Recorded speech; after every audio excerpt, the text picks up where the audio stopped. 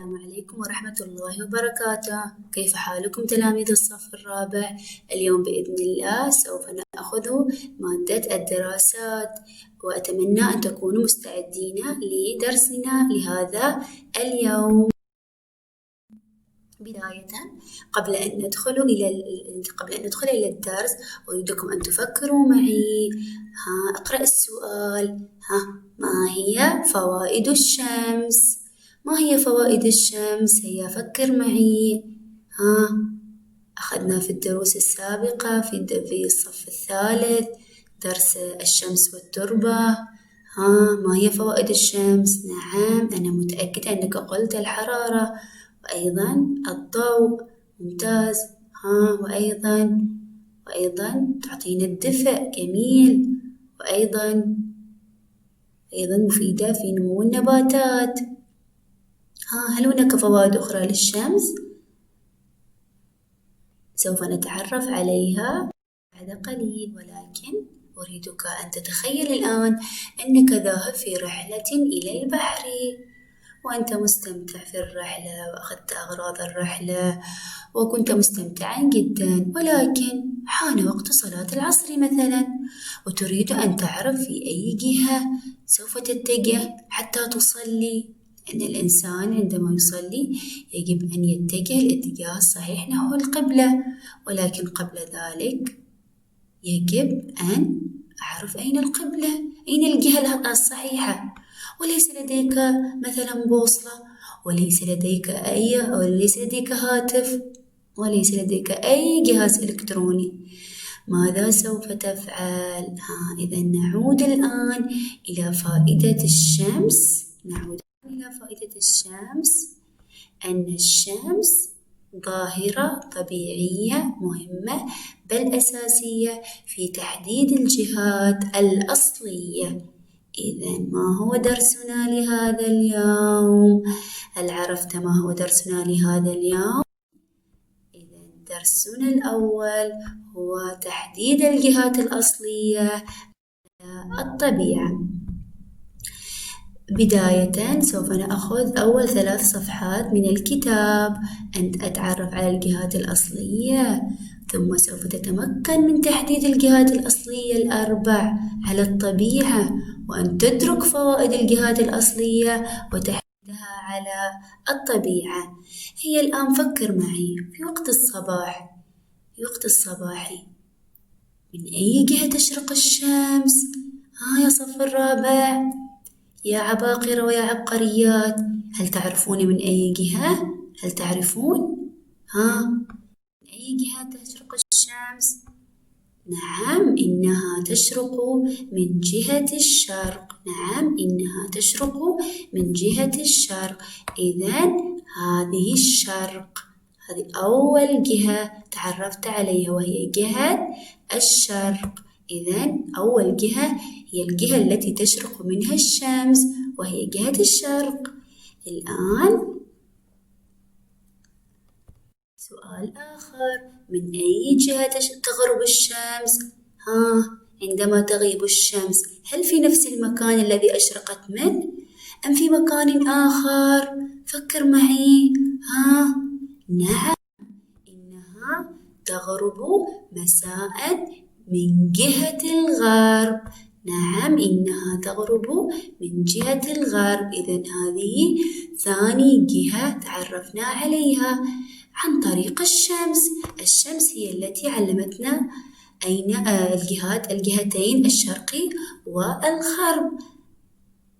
طيب، الآن تشرق الشمس من جهة الشرق. انظر معي في هذه الرسمة، وتغرب الشمس في جهة الغرب. إذن تشرق صباحا في جهة الشرق وتغرب في جهة الغرب. الشرق والغرب. هل عرفت الآن أول جهتين؟ هل عرفتها؟ الآن نريد أن نعرف الجهتين الأخريتين. عندما يشير ذراعك الذراع الأيمن للتلميذ من جهة الشرق، فإن ذراعه اليسرى تشير إلى جهة الغرب. طيب الآن في هذه الحالة سوف يكون وجه هذا التلميذ متجها باتجاه الشمال وظهره باتجاه الجنوب. إذن الشرق من جهة اليمين عندما نشير إليها بجهة اليمين، والغرب في جهة اليسار، والجنوب في جهة الأسفل، والشمال يكون وجهي متجها نحو جهة الشمال. إذن هذا الصف الرابع، ما هي الجهات الأصلية؟ ما هي الجهات الأصلية؟ شرق، غرب، شمال، جنوب. هيا ردد معي مرة أخرى، ردد معي أسمعك. شرق، غرب، شمال، وجنوب. أحسنت، بارك الله فيك.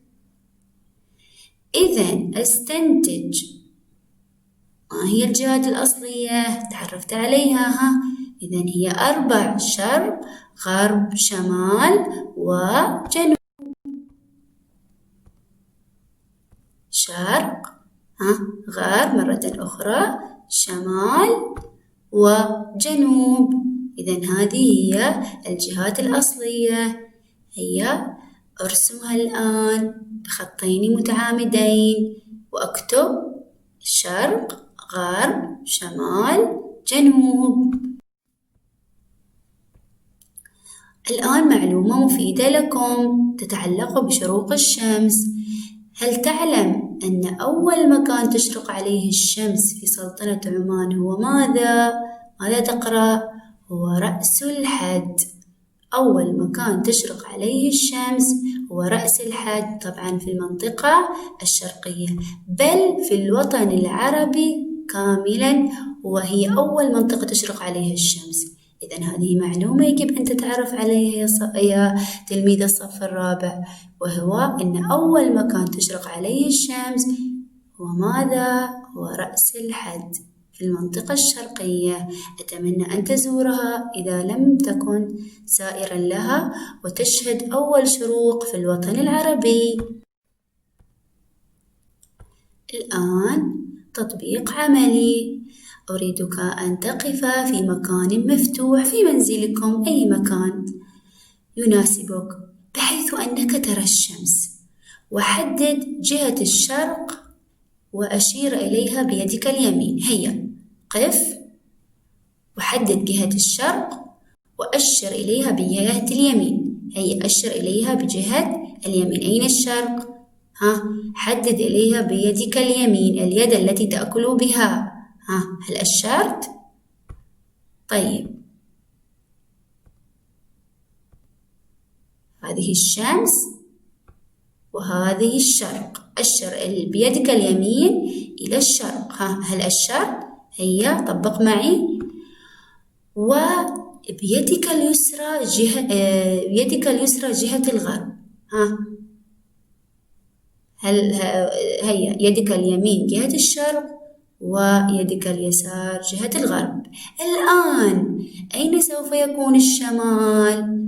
نعم، وجهك متجه باتجاه الشمال، أما ظهرك فهو متجه نحو جهة الجنوب. إذن عندما أغير موقعي أو تأشيري لجهة الشرق سوف يتغير على حسب تأشيري بأي يد. إذا أشرت بيدي اليمنى جهة الشرق سوف تكون يدي اليسرى جهة الغرب، وسوف يكون ظهري جهة الجنوب ووجهي جهة الشمال. الآن أنت يا عبقري سوف تساعد سنفور ذكي في تحديد في الحصول على هدايا. الآن فكر معي، بما أنك تعرفت على جهة الشمال الجنوب، الشرق، الغرب. هي سوف تساعد سنفور في الحصول على الهدايا. حسناً، الآن سنفور يريد أن يتحرك مربعاً واحداً فقط إلى الشمال. على ماذا سوف يحصل إذا اتجه نحو الشمال؟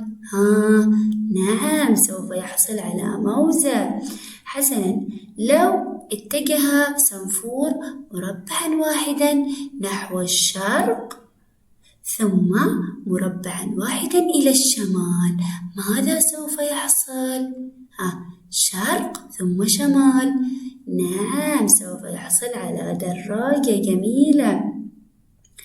الآن سنفور لو اتجه مربعاً واحداً إلى الجنوب ثم مربعاً واحداً إلى الغرب، ماذا سوف يحصل؟ نعم، سوف يحصل على ساعة. أما إذا اتجه مربعاً واحداً إلى الجنوب ثم مربعاً واحداً إلى الشرق، ماذا سوف يحصل؟ على ماذا سوف يحصل؟ على كتاب. انظروا لهذه الجهات الأصلية: الشمال، الجنوب، الشرق، الغرب. طيب، إذا اتجه سنفور مربعاً واحداً نحو الغرب ثم مربعاً واحداً نحو الشمال، على ماذا سوف يحصل؟ على حقيبة. إذن أريدكم بعد أن تنهوا من هذا بعد أن ننهي من درسنا تنتقل إلى كتابك وتحل صفحة 13 بما أنك فهمت كيف حصل سنفور على الهدايا. وقم بتصوير الحل نشاط 1 نشاط 2 وإدراجه في ساحة المشاركة للصف في منصة منظرة. الآن نشاط آخر يا أحبتي، هيا فكروا معي.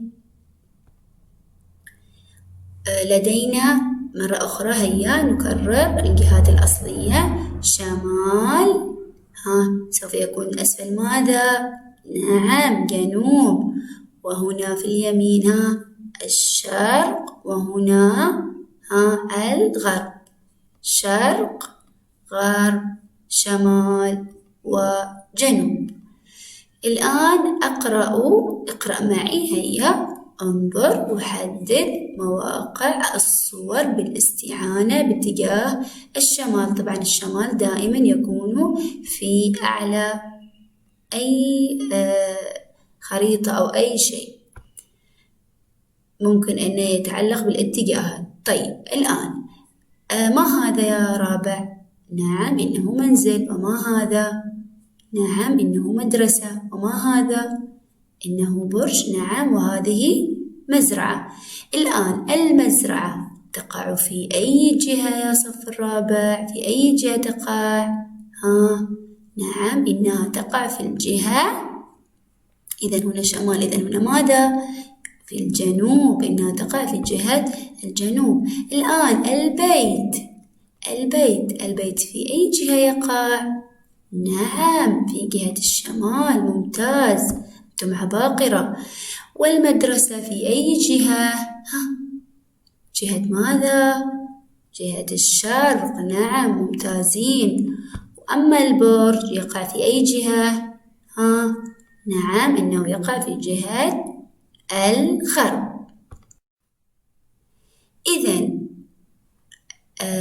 فكر وتعلم معي. إذن ما الفائدة من معرفة الجهات الأصلية؟ سوف تقول: ما الفائدة من درسنا لهذا اليوم؟ ما الفائدة أنني أعرف الجهات الأصلية؟ تريد أن تذهب إلى زميلك ويقول لك هو في جهة الشرق. ما هي فائدة الجهات الأصلية؟ إنها نعم يستفاد منها في تحديد المواقع الجغرافية. أريد أن أصف لشخص يريد أن يزورني في منزلي، ماذا أقول له؟ في أي جهة؟ شرق أم غرب أم شمال أم جنوب، وهكذا. إذن ما الفائدة من معرفة الجهات الأصلية صف رابع؟ إنها مفيدة في تحديد الجهات أو المواقع الجغرافية. أما الواجب يا صف رابع فهو حل نشاط رقم 4 و5 صفحة 14. وأتمنى أن تكونوا قد استمتعتم في درسنا لهذا اليوم واستفدتم بإذن الله تعالى. والسلام عليكم ورحمة الله وبركاته.